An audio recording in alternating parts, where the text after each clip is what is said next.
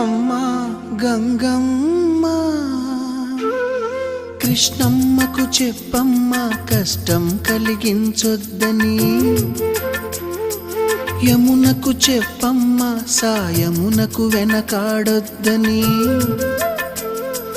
గోదారికి కావేరికి ఏటికి సెలయేటికి కురిసేటి జడివానకి దూకే జలపాతానికి నీతో బుట్టులందరికీ